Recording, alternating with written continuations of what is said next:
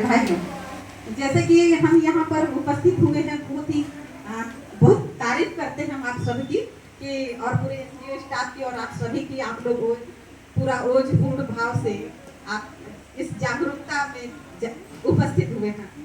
जैसे कि मैं आप लोगों को बताऊं, मैं एक अधिवक्ता हूँ। अधिवक्ता के नाते मैंने बहुत सारे अधिनियम पढ़े। इसमें से अभी एक अधिनियम की बात चली जिसमें कार्यस्थल क्षेत्र पर महिलाओं के लैंगिक उत्पीड़न से निवारण एवं प्रतितोष अधिनियम 2013 क्यों लागू किया गया था?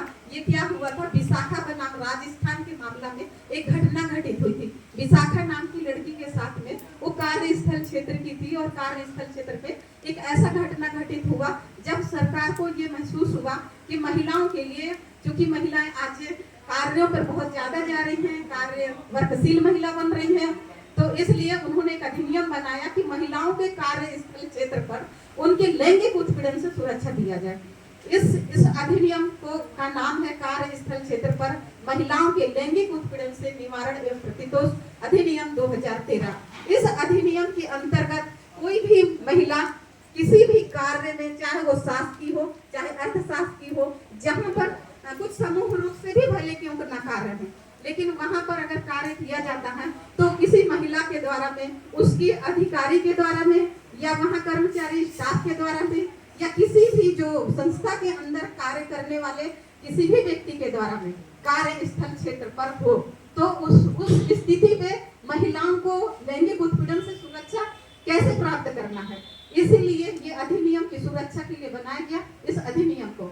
तो आपको इस अधिनियम का अगर आपके साथ में किसी अधिकारी कर्मचारी के द्वारा में या फिर इलेक्ट्रॉनिक माध्यम से, आजकल चूंकि कंप्यूटर, मोबाइल, व्हाट्सएप, फेसबुक, ये सारे माध्यम से ज्यादा चूंकि टेक्नोलॉजी क्षेत्र में हम हैं, तो इस टेक्नोलॉजी में आने के कारण में इस माध्यम से भी आपको शारीरिक लैंगिक उत्पीड़न करने की प्रयास करते हैं, जो बहुत ही मतलब मीठा एक अच्छा व्यवहार करके आपकी शारीरिकता को शोषण करते हैं, और वो हमें समझ में नहीं आता। कई बार दबाव पूर्वक भी किया जाता है। तो आप लोग अच्छे से सुनिएगा प्लीज। तो दबाव पूर्वक भी किया जाता है क्योंकि ये काम आने वाली चीजें हैं। तो दबाव पूर्वक किया जाता है कि आप ये काम करेंगे तो हम प्रमोशन दे देंगे, आप ये अगर नहीं करते हैं, नहीं होते हैं तो आपको हम डिमोशन कर देंगे। तो कई ऐसे, क्योंकि मैं स्थानीय परिवार समिति की अध्यक्ष रही हूँ 2013 से लेकर के 2018 तक लगातार, इसमें स्थानीय इसको आप कैसे शिकायत करेंगे, यदि किसी महिला के द्वारा में उसके कार्यस्थल क्षेत्र पर परेशानी जाती है तो आप एक आवेदन बनाना है, उसको जिला दंडाधिकारी मतलब जिला कलेक्टर साहब के पास में अपने को देना है कि ये इस तारीख को इस समय में ऐसा घटना हमारे साथ में फलाना अधिकारी के द्वारा में, या वीडियो के माध्यम से या ऑडियो के द्वारा में, या फिर लिखित रूप से किसी के या मौखिक रूप से हमारे साथ में ये मांग की गई, शारीरिक ताकि मांग की गई, तो आपको ये आवेदन बना करके आप कलेक्टर साहब को देंगे, और कलेक्टर साहब इसके लिए एक समिति बनाती है जिसको कहते हैं स्थानीय परिवार समिति।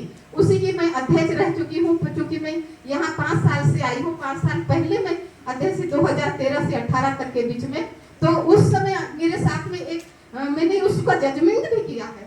तो मैं स्थानीय परिवार समिति के अध्यक्ष थी। तो आप जब कलेक्टर साहब को देंगे तो कलेक्टर साहब एक समिति नियुक्त करेंगे, उसको कहते हैं स्थानीय परिवार समिति।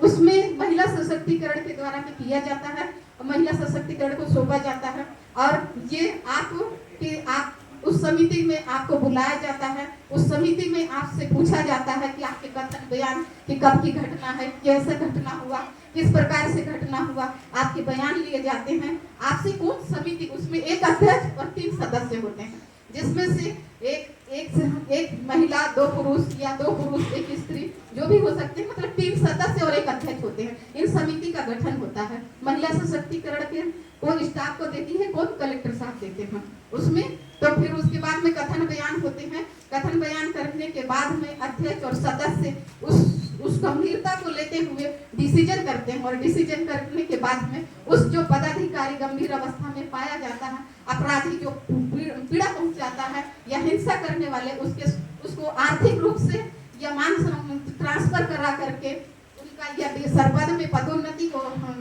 डिमोशन करके उनको इस तरह से सजा दी जाती है। तो ये एक नया अपराध है जो इस अपराध को सभी कई महिलाओं क्योंकि ये हमारे अधिनियम है, इसलिए इस अधिनियम से आपको जागरूक होना बहुत ही आवश्यक है। तो इस अधिनियम से अगर किसी को किसी भी अन्य किसी को भी होती है तो आप इसके लिए बारे में आप बता सकते हैं कि हमने फलाना शकुंतला मैम जी से मैं बताया था कि यदि अगर कुछ घटना होती है तो इसका अपने को आवेदन कलेक्टर साहब को देना है, स्थानीय परिवार समिति के अध्यक्ष को। तो इस समिति के इस तरह से समिति इनकी समस्याओं का हल करती है और इसीलिए ये समिति का इस अधिनियम को बनाया गया था, कार्यस्थल क्षेत्र पे महिलाओं की लैंगिक उत्पीड़न से निवारण एवं प्रतितोष अधिनियम 2013, और ये विशाखा बनाम राजस्थान के मामले से हुआ था। और इस अधिनियम के बारे में हमने बता दिया। अगर इच्छा हो मैडम को तो फिर मैं घरेलू हिंसा अधिनियम संरक्षण 2005 भी बताना चाहूंगी।